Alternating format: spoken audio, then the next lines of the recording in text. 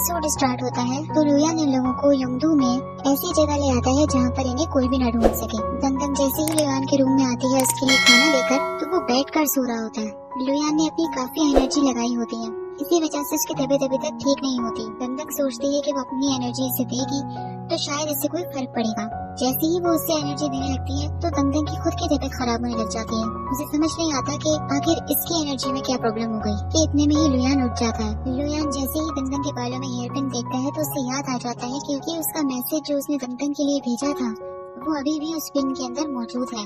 अब लुयान नहीं चाहता कि दंदन वो मैसेज सुने, और जैसे ही हेयर पिन निकालने लगता है दंदन उसकी तरफ देख लेती है कि तुम क्या कर रहे थे, तो वो झूठ बोलता है कि तुम्हारे बालों में मिट्टी लगी हुई थी, बस वही हटा रहा था मैं तो। यहाँ दंदन लुयान को अपनी हाथ का बनाया हुआ खाना खिलाने लगती है। उससे इतनी बातें कर रही होती है मगर लुयान का सारा फोकस तो उसकी हेयर पिन पर होता है कि इसे मौका मिले और वो हेयर पिन ये ले ले। वो बार बार उसकी तरफ दिखे जा रहा होता है तो दंदन कहती है कि आखिर तुम्हें हो क्या गया है, तो लुयान उससे खुलकर कहने लगता है कि तुम मुझे ये हेयर पिन वापस दे दो, मैं इसके बदले तुम्हें नई हेयर पिन ला दूंगा। ये थोड़ी ओल्ड फैशन हो गई है। मगर दंदन वो हेयर पिन देने से साफ इनकार कर देती है और उससे कहती है कि मुझसे जिद मत करो क्योंकि तुम जानते हो कि तुम हार जाओगे। लुयान भी चुप हो जाता है कि चलो ठीक है अगर तुम नहीं देना चाहती तो। मगर जैसे ही दंदन उसके कमरे से बाहर आती है तो कोई शख्स दंदन के एरिया में आ जाता है। दंदन समझ जाती है कि कुछ तो गड़बड़ है, इसीलिए ये बात आकर अपने लोगों को बताती है कि यहाँ हमें कोई फॉलो कर रहा है। दहाई हैरान होता है कि लुयान ने इस घर के बाहर ऐसी प्रोटेक्शन लगाई हुई है कि इनके सिर्फ अपने बंदों के अलावा कोई भी इन्हें फाइंड नहीं कर सकता। जब भी ये लोग हैरान हो रहे होते हैं कि ऐसे कैसे कोई आ सकता है, दंदन अब उस बंदे को पकड़ने का प्लान बनाती है। अब रात के टाइम दंदन अकेले बाहर होती है और बाकी ये सब चुप कर उस बंदे का इंतजार कर रहे होते हैं कि इतने में ही वो शख्स दंदन पर जैसे ही अटैक करने लगता है तो ये लोग सारे वहाँ आ जाते हैं और इसे जाल में पकड़ लेते हैं। दंदन वो टैंक उठाने की कोशिश कर रही होती है मगर वो उसे उठ ही नहीं रहा होता। वो सोचती है कि आखिर उसकी एनर्जी को वो क्या गया है क्योंकि ये टैंक उठाना उसके लिए आसान था। यहाँ इस बंदे को पकड़ने के बाद ये लोग जब उसकी शक्ल देखते हैं तो पता चलता है कि वो जिन होता है, और जिन जैसे ही पकड़ा जाता है तो कहने लगता है कि मैं बस दंदन का रिएक्शन देखना चाहता था कि अगर कोई ऐसा बंदा आ जाए तो वो कैसा रिएक्ट करेगी। आपने बहुत अच्छा रिएक्ट किया, हाँ मैं चलता हूँ। दंदन फौरन इसे पकड़ती है क्योंकि इसे कुछ तो दाल में काला लग रहा होता है। दंदन के कुछ पूछने से पहले ही जिन उसे कहने लगता है कि मैंने लुयान से वादा किया है, मैं कुछ नहीं बताऊंगा। यहाँ दंदन उसका मुंह खुलवा ही लेती है और वो बताता है कि लुयान ये हेयर पिन चाहता है और जब आपने उन्हें देने से मना कर दिया तो उन्होंने मुझसे कहा कि वो हेयर पिन मैं लेकर आऊँ। दंदन को समझ नहीं आ रहा होता कि आखिर लुयान इस हेयर पिन को वापस लेना क्यों चाहता है। वो जिन से यही सवाल करती है मगर जिन उससे छुपा रहा होता है और नहीं बता रहा होता। वो जैसे ही हेयर पिन को एक दो बार झटका देती है तो लुयान का मैसेज चलने लग जाता है और उसने जो उसे प्यार का इजहार किया था और जो जो उस टाइम कहा था वो सब सुन लेती है। इतने में ही दंदन उन सबको कमरे से बाहर निकाल देती है और लुयान का मैसेज सुनकर वो बहुत खुश हो जाती है कि वो बार बार वही मैसेज सुनती रहती है। दूसरी तरफ लुयान को जब पता चलता है कि दंदन रूम में आ रही है तो वो बनकर सो जाता है। दंदन रूम में जैसे ही आती है तो उससे बातें करने बैठ जाती है और उसे बता देती है कि तुम्हारा मैसेज मैं पूरी दुनिया के सामने सुनकर आई हूँ। दंदन जैसे ही दोबारा वो हेयर पिन निकाल के उसका मैसेज सुनने ही लगती है तो लुयान फौरन उठ जाता है और उससे वो हेयर पिन छीन लेता है। तब दंदन को समझ आता है कि नाटक कर रहा था सोने का। अब जाहिर है कि वो अपना मैसेज सुनने तो दे नहीं रहा होता, इसीलिए दंदन उसकी वही लाइंस बोलने लगती है क्योंकि उसे इतनी रट गई होती है। वो उसे चुप करा रहा होता है मगर वो उसे तंग कर रही होती है। इतने में ही लुयान उससे कहता है कि अब तुम्हारा जवाब क्या है।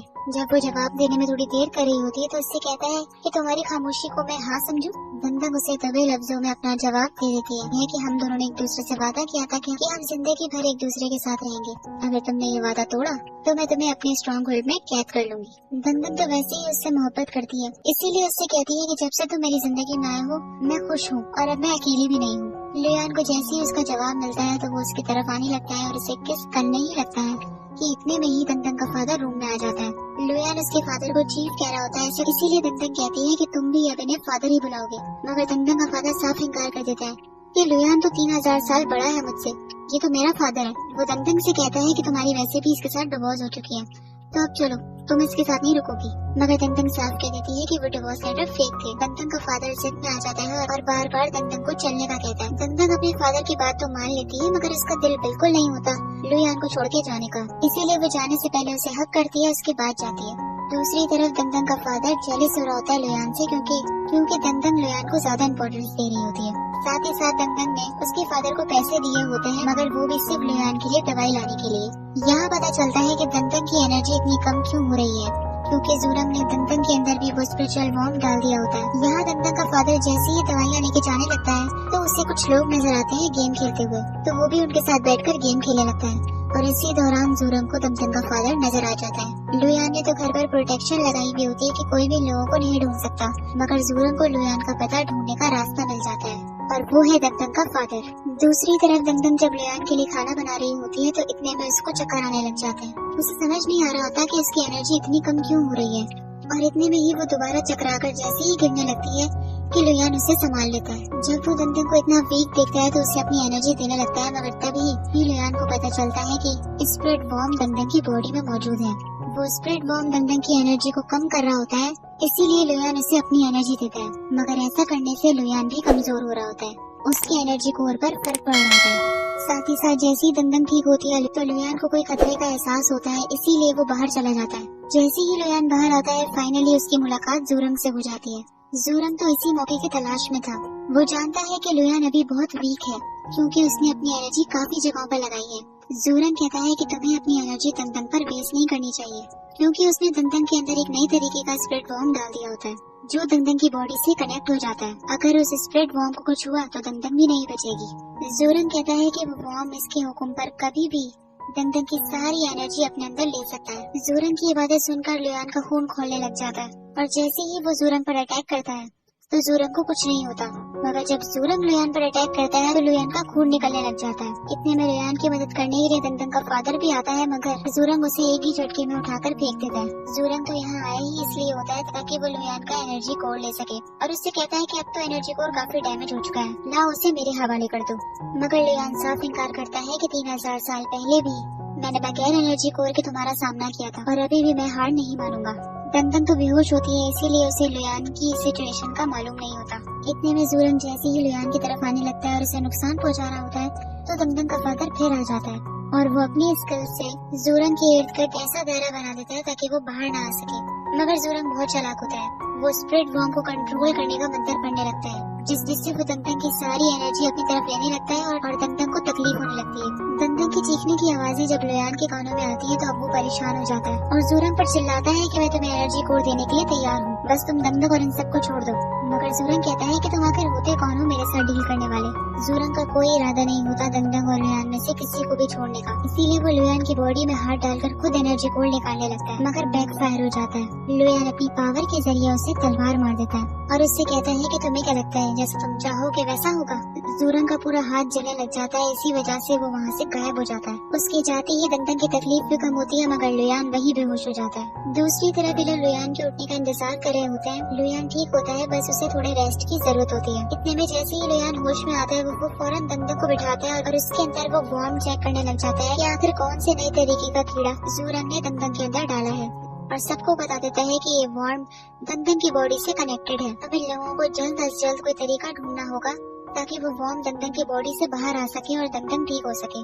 दंदन जब इन सबको अपनी वजह से परेशान देखती है तो उन्हें तसल्लियां देने लग जाती है कि सब कुछ ठीक हो जाएगा, मैं बिल्कुल ठीक हूँ। दूसरी तरफ लुयान दंदन के फादर को उस स्पिरिट हंटर को ढूंढने का कहता है जो कि इस तरीके के वॉर्म को समझ सकते हैं कि उनका हल क्या होगा।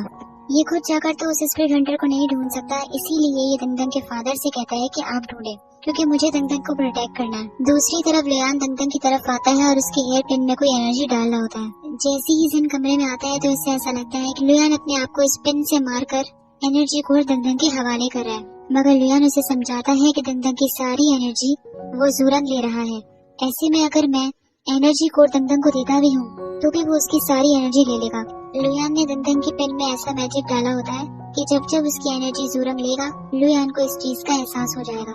दूसरी तरफ बेजी को पता चलता है कि उस चीफ को डिसमिस कर दिया गया है, और जब वो लोग वापस अपने होम टाउन जा रहे थे उसी दौरान किसी और स्ट्रॉन्ग होल्ड ने उनसे बदला लेने के लिए उन सबको मार दिया। ये बात जब बेजी को पता चलती है तो वो फौरन उसी जगह पहुंच जाता है। वहाँ पर चीफ और उसकी न्यूली वाइफ सबको मार दिया गया होता है और उसे शेकी भी नजर आती है, मगर उसके मुंह पर कपड़ा डाला हुआ होता है। जैसे ही वो कपड़ा हटाता है तो उसे पता चलता है कि वो शेकी नहीं है, तो बेजी की जान में जान आती है और अब वो शेकी को ढूंढने के लिए निकल पड़ता है। दूसरी तरफ दंदन की जब आँख खुलती है तो वो अपने आप को बहुत कमजोर फील कर रही होती है। जैसे ही उसके कमरे में लुयान आता है तो वैसे प्रिटेंड करने लग जाती है कि वो बिल्कुल ठीक है।